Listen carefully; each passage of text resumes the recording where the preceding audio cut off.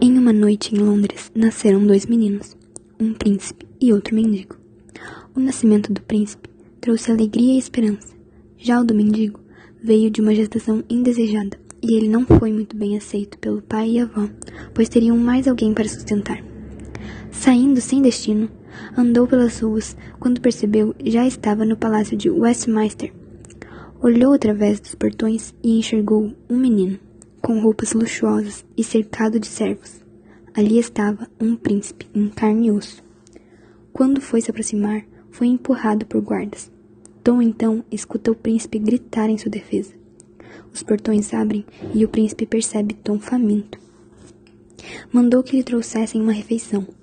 Fez perguntas a Tom, e ao saber que aquela roupa que ele estava vestindo era sua única, então o príncipe falou para trocarem de roupa. Se divertiram um pouco, e na hora de desfazer a troca, se olharam no espelho e tiveram uma surpresa. Eles eram iguais.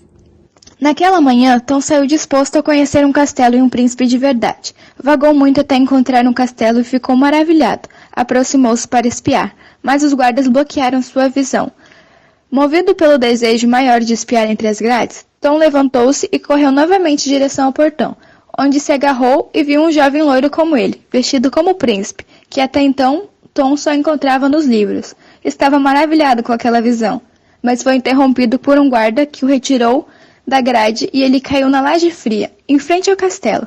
Soltando um grito de dor, o grito chamou a atenção do príncipe, que estava dentro do castelo, que curiosamente veio verificar o que estava acontecendo. Tom é escoltado por um grupo de lords e conduzido a outro salão, onde lhe disseram para se sentar. Lord John o avisa sobre esse erro e pede para que todos se retirassem do local, menos o Sr. Hertford. Disse o Lord John Hertford ao tempo que segredava as jovens para não se impressionarem com a falta de memória do príncipe. John dizia a Tom que deveria fingir que sabia de tudo. Uma das jovens que estava no local, Lady Jane, perguntava coisas para o príncipe, enquanto John sempre tentava contornar a situação. Pouco tempo depois, as jovens Jane e Elizabeth tiveram que deixar o lugar. Lords o levaram para outro canto do castelo, fazendo tudo pelo príncipe. Enquanto isso, os lords se preocupavam com o garoto. Hertford e John discutiam sobre a loucura do príncipe, que esquecerá até a fisionomia do pai. Os dois achavam que o príncipe tinha perdido o juízo. Como tinham dito que o príncipe tinha perdido o juízo, eles não se importaram muito com a conduta do mesmo ao comer. Pediu para ficar sozinho no gabinete reservado ao príncipe. Comia algumas nozes que tinha pego no almoço até encontrar um livro sobre costumes na corte. Eduardo saiu do quarto vestido de mendigo e caminhou em direção ao portão do castelo, gritando para abri-lo. O soldado obedeceu à ordem e, quando Eduardo estava fora do palácio, aproveitou para dar um tapa. Eduardo caiu na calçada. Este golpe é para você aprender a não vir mais aqui, mendigo. Eduardo gritou sobre isso. Os guardas começaram a rir. As pessoas que passavam também começaram a rir, chamando-o de mendigo real. Ele estava para fugir, depois que foi espancado pelas pessoas dali. No castelo, Tom caminhava pelo quarto, olhando para a mobília e decoração. Tom ficou surpreso com a demora do novo amigo. A espera o deixou com sono. Tom resolveu deitar no tapete macio e adormeceu.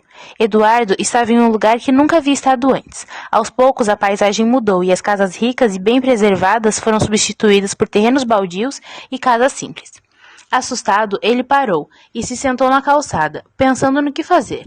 Depois de pensar um pouco, ele iria encontrar o lugar em que Tom morava e falaria com os pais dele para que fosse resolvido. Perguntou para as pessoas do local onde era off-court, mas elas não sabiam. Tom acordou, alguém estava batendo na porta. Era um empregado que anunciava que a prima de Eduardo estava presente. Ao ver a linda moça, Tom pensou: agora eu vou descobrir que eu não sou Eduardo e me mandarão para a forca. Jane, prima de Eduardo, viu o príncipe incomodado e perguntou o que havia acontecido. Temendo o pior, Tom se ajoelhou aos pés do nobre, muito nervoso, e começou a dizer que ele era e implorou por misericórdia. O mendigo estava tentando explicar que ele não era o príncipe e afirmou que o príncipe tinha saído e já iria voltar. Surpresa por ver o suposto filho aos pés do rei, ele saiu correndo. Os empregados logo viram a cena e não demorou muito para que se tornasse público rapidamente. O rei pediu silêncio e exclamou que o que havia escutado não era calúnia. Logo entendeu que aquilo se tratava de uma doença. O rei decretou que era proibido rir, zombar ou até mesmo mencionar a doença de seu filho. Quem viesse a vir desobedecer seria preso. Um silêncio tomou conta do lugar. O rei acha que se tratava de um feitiço e começou a fazer perguntas para o menino. Ele sabia latim e fizeram uma pergunta em francês. O menino afirmou que não conhecia. O rei sentiu tontura, mas dispensou os remédios. E o investimento foi feito para que o menino fosse o herdeiro do trono inglês. O rei estava conversando com Tom, pois Tom estava aflito porque o duque Norfolk iria morrer por sua culpa. Então o rei o recomendou ele descansar em seus aposentos. No caminho, ele viu preocupação dos criados em lhe tratar bem, pois eles o temiam. Ele estava assustado com sua realidade, pois sempre quis ser um príncipe, mas agora estava com saudades da sua família e amigos. Mais tarde, Tom recebeu a visita de Hertford, que o pediu, por motivos de segurança, a não falar mais sobre suas origens em público, e assim ele foi obrigado a concordar. Enquanto isso, Eduardo estava com muita sede e bateu de porta em porta pedindo um pouco de água, e ninguém o dava.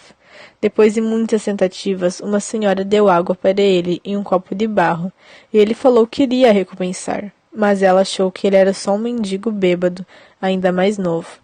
Após beber a água, ele seguiu procurando o Falcourt. Chegando à pressa da cidade, ele estava com dor nos pés, porque nunca tinha caminhado tanto assim. Sentiu muita fome ao ver uma confeitaria com doces e salgados tão gostosos. Até pensou em roubar, mas suas boas maneiras não o permitiram. Então ele foi pedir informação para 3 mendigos que estavam na fonte, e eles indicaram mais ou menos para onde seria o caminho. Logo depois de 2 vielas, Eduardo sentiu-se enforcado e percebeu que era o bêbado John Kent, e ele disse que iria bater nele para recuperar sua memória. John tentou 2 vezes atingir Eduardo com o bastão, mas por estar embriagado, ele não acertou os golpes, e um homem veio para ajudar Eduardo. Nesse meio tempo, o menino saiu correndo, e Tom foi atrás dele. Mas antes acertou um golpe na cabeça do homem que ajudou Eduardo, e ele logo veio ao chão e começou a sangrar. Por John conhecer os atalhos da periferia, ele conseguiu recuperar Eduardo, e ele levou o menino até o cortiço em Ophal Court, e foi recebido com carinho por sua mãe.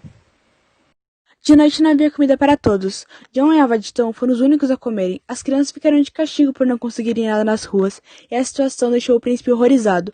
Queria fugir, mas tinha medo. Seu corpo doía pela surra que havia levado, e assim se deitou nas palhas, acabando por dormir. A mãe de Tom, com dó do garoto, passou uma compressa em seus hematomas, tentando melhorar a situação do garoto. Logo um homem chegara à porta daquele lugar, avisando John que ele teria de ir embora dali o mais rápido possível, pois logo descobririam que a pancada que deu no padre Andrew acabou o matando.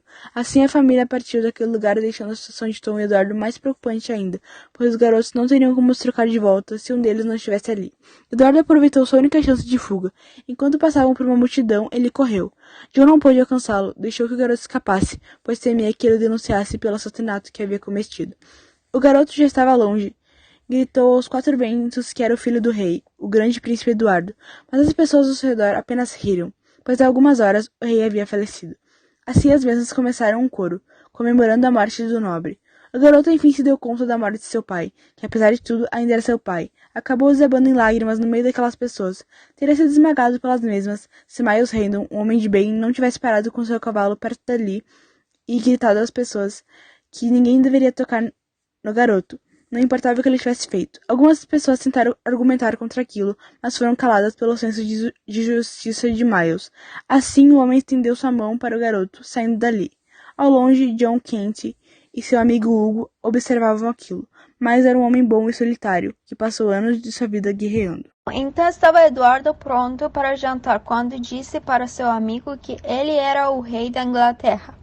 Seu amigo quis rir, porém, Eduardo continuou com aquelas ideias que ele era o rei, e até pegou a espada do seu amigo para tentar mostrar que ele era o rei de verdade. No outro dia, eles foram mexer em um baú velho para escolher roupas. Então o amigo Miles não encontrou Eduardo no quarto, pois a cama estava vazia, e então pensou que um homem havia pegado ele. E de fato, isso aconteceu. Eduardo estava em um galpão escuro e sujo, com tudo trancado, e lá fora estavam os bandidos. De tanta tristeza, porque ele havia lembrado de seu pai, achou melhor dormir. No dia seguinte, ele acordou e viu a porta aberta, e então saiu e viu os bandidos em volta dele, e até fala para eles que eles vão se arrepender por ter sequestrado o rei da Inglaterra. E os bandidos caem na gargalhada.